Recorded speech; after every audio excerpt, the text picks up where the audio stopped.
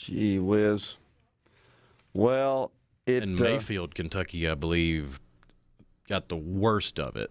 But there are several organizations and individuals working to get them as whole as possible before Christmas. I mean, here in the Magnolia State, we know all too well what it's like to go through a tornado right before Christmas. Yeah.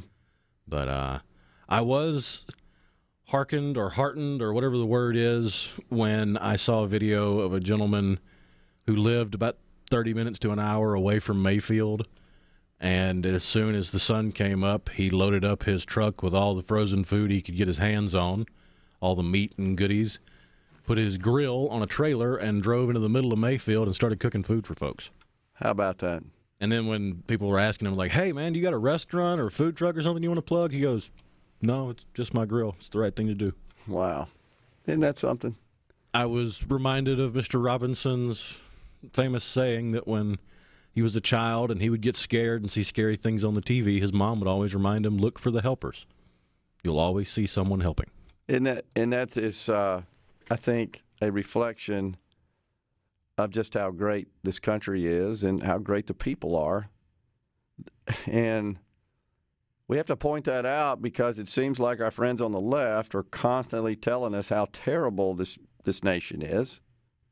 And they make a living on it.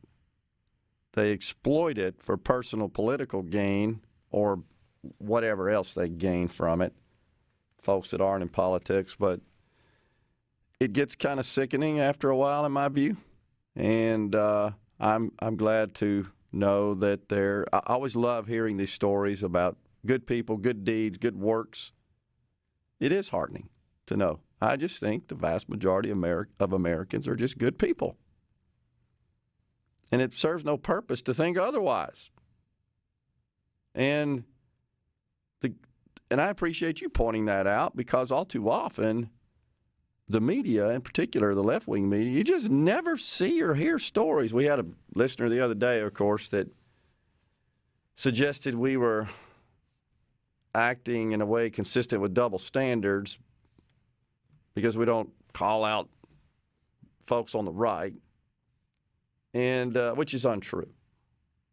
But from a political perspective, we prefer to focus on policy, its impact on Americans, in particular everyday Americans. We try to distill that down into understandable terms because we don't get that from our political realm, the people that should be doing it. Nonetheless, I appreciate